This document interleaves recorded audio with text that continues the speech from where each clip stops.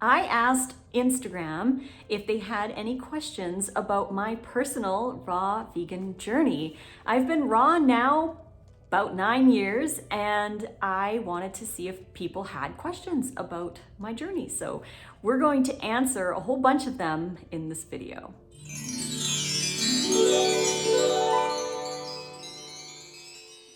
Hello and welcome to another video here on my channel. If you enjoy videos like this, please click like. Don't forget to subscribe to the channel and click the bell if you want to get notifications sent to you whenever I post a new video.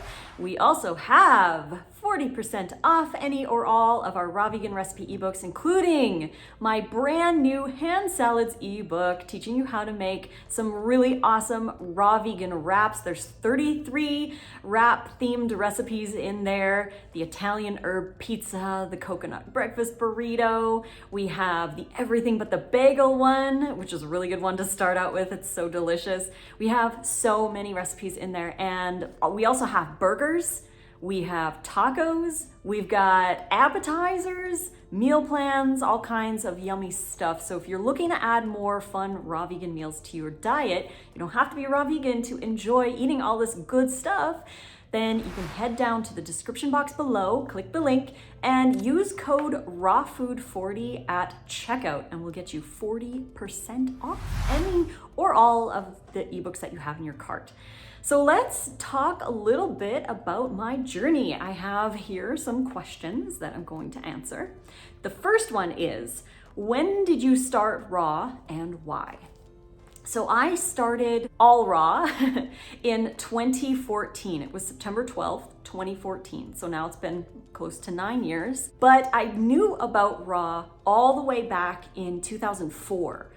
And I never did the low-fat version. I also didn't have the vegan connection either. So it was more of like a fad thing that I would do. I really resonated with it. It made so much sense to me, but I was never able to sustain it because, for one, I was stuck in diet culture. So I was always calorie restricting. I was into the whole high fat thing. I was scared to eat no fat. I was indoctrinated that we needed crazy amounts of fats and protein and all this stuff. So even though I worked in natural health, it was still not very embracive of the low fat raw approach, and not very many people were doing it way back then anyways. I mean, there were, obviously. I just didn't know about them because it was the high fat thing was the thing. So I wasn't able to do it. I was calorie restricting. I was not eating enough fruit. I was definitely not eating enough vegetables. And I was eating way too high fat, sometimes 1, 2, 3 avocados a day, handfuls of nuts. And then I wondered why I was sluggish and craving everything and anything, and just was not feeling the way I thought I would feel on a raw diet. So that went on for about 10 years until 2014. I had a plethora of health issues, like severe digestive upset. I had candida overgrowth for 15 years. I had severe cystic acne that was super irritated all the time, and it hurt a lot. And I had joint pain. I had immune issues, like I was sick like every 1 to 2 months with something, a cold or a flu or a bladder infection or a yeast infection or something. I was just not having a good time. And so I decided to finally try the low fat approach. And I quickly learned that I needed to eat enough. This was probably the biggest lesson that I learned over my raw journey, is it's important to eat enough. It's also important to eat a lot of variety. So I started eating a lot more fruit and tons of vegetables. I was eating 2 salads a day, and I still do most days. It's 2 salads. It's either 2 salads or a salad and a raw creation like a wrap or a burger or some tacos or something. But I also eat a lot of fruit first thing in the morning. I have fruit before Nate and I go on our morning walk, and I also have a smoothie when we get back. So I do try to eat 800 to 1,000 calories of fruit before lunch. Lunch is typically either a wrap or a salad. Dinner is usually a salad or burgers or something like that. So I do eat a lot of vegetables and a lot of variety. But in the beginning, I was trying to figure out my way. And so in September of 2014, I went raw, low fat. I started eating enough. And finally, it was like this aha moment, like, I can do this. this works, it's easy. It's so easy. And my cravings changed over time to crave the raw food. And I was satiated, I felt great, my acne went away, I lost 70 pounds, my joint pain went away. It just was so awesome. All of the issues that I was having back then no longer exist today. So I'm feeling amazing and very grateful that I chose that back then when it was still challenging, and I just kept with it. Next question, did you have detox symptoms? Well, I didn't really have detox symptoms. I think that the word detox is highly overused and misused. It's used to justify or explain away all kinds of symptoms that usually have another reason behind them. I found in my journey, these last, I would say, I don't know, now it's been about 23 years that I've been in the natural health industry. I was a nutritional consultant, I worked at a health food store. I've been in this realm for a long time. And the common thing that I see is that people who have detox symptoms are also under eating. And the symptoms that they have are symptoms of under eating. They're not eating enough, so they're getting headaches, they're getting irritable, they're getting all kinds of random strange symptoms that they can't explain, so they brush it under the rug as detox, and they're like, I'm just detoxing, and they continue on under eating until they can't do it anymore, and they snap back to eating whatever else they're gonna eat. So I feel like, for me, I didn't have any of those issues because, for one, I was eating enough. I was making sure that I was eating over 2,000 calories every day, and I was eating low fat, I was eating a lot of variety, and I was eating a lot of greens as well. And if there was one thing that I learned in the natural health industry, is that if you are going to go on a cleanse or whatever kit kind of thing, or whatever it is, that you need fiber. That was like something that they really drilled into us. They're like, you need fiber to trap the toxins and pull them out of your body. That's why we use fiber in cleanse kits, and that's why it's so important to have fiber if you want to detox properly. Another thing that I'd like to mention on this topic is that we detox 24/7. We don't have to force ourselves into a detox. We don't have to do anything special to detox because we're already detoxing. It's just something that happens. The thing that we need to do is support our body so it detoxes efficiently, which includes hydration, sleep, rest, exercise, and of course, high fiber and nutrition. Our liver and our cells need nutrition in order to run the detox pathways. So nutrition is very, very important. That's why I'm really big on things like cruciferous veggies, because they provide a lot for the liver to make glutathione, which is one of the things needed for the detox pathway in phase 2. So it's very important to have a lot of fiber, and I feel that that is what helped me to not have any detox symptoms. I was just having a great time, enjoying my food, eating in abundance, and it was awesome. Next up, Lissa, what did you do when you ran out of ideas? Ideas for raw food?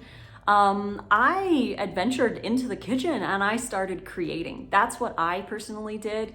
If people are running out of ideas, I highly recommend grabbing a recipe book and start to explore other people's tastes, other people's palates, other people's ideas, because there's a lot of really cool recipes out there. If you're looking for new recipes, obviously we've got over 700 that if you made one a day, it would last you well over 2 years. So you can definitely find some new fun favorites. But I like to say it's the same as being on any other diet. If you get bored, start exploring. Look for new recipes. I got bored on a cooked food diet. There were many times in my life where I was like, I'm really bored with what I'm eating. So I just ventured in, I found recipes, I found new things, I learned new things. Like, it's about expanding and learning, and there's lots of things to learn in the raw vegan realm. So if you're getting bored with what you're eating every day, start exploring. Try some new recipes, go out there and try some new fruits, try some different vegetables. Make the vegetables in different ways. There's always something new that you can try. So go out and get adventurous. All right, Lissa, did you question things in the beginning? How did you keep the faith? This is a good question. In the beginning, I knew that this was what I wanted to do. And because I was feeling so good, because my symptoms were going away, because I was feeling satiated and happy and vibrant, I knew that this was what was right for me. But I was also, like I said, eating enough. I was eating a wide variety of foods. I was enjoying the process. I was having fun. I was getting creative. And this really helped me to just keep doing what I was doing. The only thing that was challenging was other people in my ear who would say like you're doing it wrong, you're eating too much garlic, you're eating too many spices, or you're doing this, you're doing that, you're not doing this, you're not doing that, you don't eat all organic, or whatever it was. I had a lot of people saying all kinds of things to me, but I was feeling good. I was feeling amazing. I was feeling powerful in my own choices. Like I was in control of what I was eating. And regardless of what everyone was saying, I continued on because I felt right doing what I was doing. So I grew in my own version of raw. I definitely don't resonate with dogma or rules for sure. I believe in following what makes the most logical sense in terms of science and what feels good inside my body. So for me, that's raw, lots of vegetables. It just makes sense to me and it feels good. And my gut microbiome tests and my blood tests are proving that it is helpful to me. So I'm just gonna keep doing what I'm doing because it's working, and every year I feel even better. So I know I'm doing something right. Next up, has going raw changed your confidence or your personality? Good question. I would say personality-wise, I don't think it really changes who you are. It brings out who you really are. And so if that is a bubbly, happy person, you're gonna be more bubbly and happy. That's what I personally believe and what I felt for myself. For confidence, I definitely feel stronger in my own ethics and my own beliefs and my own choices because I'm in control of what I put in my body and I decide what I eat every day. I am the one that chooses, and I choose based on, like I said before, logic and what makes the most sense to me. So I feel like I have way more control of my life and my health because of going raw. I'm also more courageous when it comes to trying new foods. I eat way more variety now than I've ever eaten in my life, and I enjoy all of it. So it's been really fun to adventure and to try new things. And it's also helped me to be even more creative in the kitchen. Obviously, I love to make recipes and play with my food. So it's also brought me to a more happy childlike place where I do enjoy playing with my food and having fun and enjoying life instead of feeling so focused on the diet or healing or whatever that might be. I have found a joy in my daily habits, and that has been a big blessing to me. Lissa, did it take lots of strength or white knuckling to deal with cravings at the start? Yeah, so cravings are, again, like I've mentioned in multiple videos, cravings are a reflection of your current habits. So when you do change your diet, you're changing your habits. It's like you're no longer going to bed at midnight, now you're gonna start going to bed at 9. It's gonna change your whole evening. And that takes practice, it takes conscious choice. So in the beginning, I wouldn't say for me that it was like white knuckling it because number one, I was eating enough. That is probably the biggest tip that I have for anyone who has cravings is to eat raw food. Go make a smoothie, have some fruit, make a salad, whatever it is, eat more raw food so that you're filling your hunger instead of filling the craving, because the cravings change. They change over to the raw food, but you have to do the raw food more often. The more you choose the raw food, the easier it gets to choose raw food. It's just like any other habit. The more often you do the new habit, the easier it gets until it becomes your new reality. You're no longer defaulting to the old patterns, you're now defaulting to the new ones. So it just takes time. And like I said, I didn't feel like it was like really tough at the beginning. I ate enough, I ate a wide variety, I experimented with food, I played with new recipes, so I felt like I was a lot better off doing it that way than focused on what I couldn't have or that I had to be raw, otherwise I wasn't gonna heal, or being scared of cooked food or anything like that.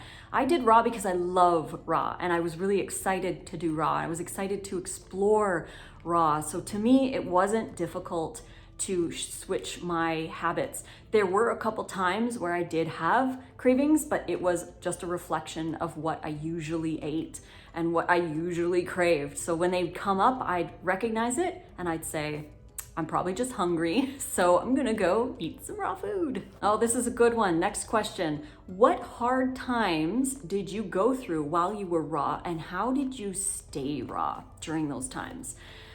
Ooh, there's a lot of challenging things. Everybody's gonna have their challenges, and it's going to be different for everyone, obviously, but for me, while I was raw, there were a few things that were challenging, like for example, winter in Canada. We didn't get like the most amazing fruit, and it was really expensive to get fruit, especially tropical fruit in Canada. So that was a little bit of a challenge every winter, but I made it work because I wanted it to work, and I made a lot more salads. I made raw soups. I used a lot of spices. And I moved my body when I would be cold. If it was cold in the apartment, I would just do some jumping jacks, or I'd warm up with blankets. Usually it's just the temperature around. It's the ambient temperature. It's not the food that we're eating, because I would eat most of my food at room temperature. I wasn't eating stuff right out of the fridge, and I really wasn't doing a lot of nice creams or cold smoothies, because that would just make me feel a little bit more cold. But the room temperature stuff was just fine and it worked really well. I just had to make sure that I was eating enough, because if you don't eat enough, your metabolism down regulates and you're colder more often. So that really helped. I did go through some emotional stuff. I split with my ex-husband, and I also split with my boyfriend after him. Those were pretty intense times. I moved out onto my own for the first time in my life after the marriage ended. And I just wanted to make sure that I was supporting my body through this stressful time. And I focused a lot on things that were very self-care for me, like lots of long baths and skincare routines and going to bed early, doing yoga and meditation. I watched a lot of movies back then, and I did a lot of things to support myself in other ways while I was still eating a raw vegan diet, because that's just what I felt the best eating. And I didn't want to eat the other stuff because I didn't want to add stress to my life. It was already super stressful. But I also felt it was a little challenging with my one ex-boyfriend that I had, because he was not eating the same way as me, and he did eat a lot of junk food. He drank a lot, and I found that a little challenging, but I just stayed focused on the fact that I was doing this for me, and I didn't need to prove it to anyone. I just needed to do what I did every single day and do it because I wanted to do it, even though those around me weren't. And that was a little challenging, but I just kept going raw. I just did it because I wanted to. But in the stressful times, I would just default to fruit and salads and make a smoothie or whatever. But I found other ways to deal with the stress. Like I said, baths. I would take like really long baths or read books or whatever else I would do while I was eating my smoothie or salad. Next up, how many times did you start and stop? I have a few thoughts on this. So first up, a little bit about my story again. From 2004 to 2014, I don't even know how many times I started and stopped, because I was always doing high fat, I wasn't eating enough, and then I would just default to whatever, and then I would do a different diet. Like I've done the Weston A. Price thing, I've done keto, I've done a lot of different other, like lots, anti-candida diets, all kinds of stuff. I've done a lot of things, and what I found was that because I wasn't consistent with eating enough calories and adding more variety to my diet, it would cause me to fall back and just eat whatever else that I was used to eating. What I wanted to say on this note is that I find it interesting how we have this idea that if we stop, we start again, or stop and start, that we're like bad, or that we're not raw, or what have you. But in my opinion, I think that we should just focus on the stopping as a learning opportunity, instead of making it sound like it might be bad or something if you stop being raw, because you're not stopping it. You're just choosing something different and then you choose something different the next day. So they're all just choices. There's a really good book by Claire Mann called Myths of Choice. I highly recommend reading that one. But I think that we put too much emphasis on labeling our diets or what we're doing or whatever, when everything is just a choice. There's no good or bad, there's just results of whatever choice that you're choosing. So I like to tell people, if you've been choosing raw for 1,000 days, and suddenly one of those days, day 1001, you choose a cooked meal, no big deal, right? Then the problem arises when we are stuck in diet culture, when all of a sudden we're like, oh, I failed. Now I have to start from day one. And instead of continuing on, just choosing raw all the time, you start from day one and you're like, okay, well, I guess I'm starting over again. It feels really defeative. And you are actually neglecting the 1,000 days that you were choosing raw, and you're forgetting about it. Instead, I like to say, if say they were raw another 1,000 days, so they were raw 2,000 days, you could say, I've been raw 2,000 days and I had one cooked meal. And it's not about how many cooked meals you have or whatever. Like, this kind of dogma and black and white thinking is what can cause disordered eating patterns later on if they are focused on too much. So just release the need to label and do the start and stop thing, and just choose what makes the most sense to you, and choose to make new habits if you want to change your habits. Every mistake, I hate using the word mistake, but we're using it here because most people call it a mistake.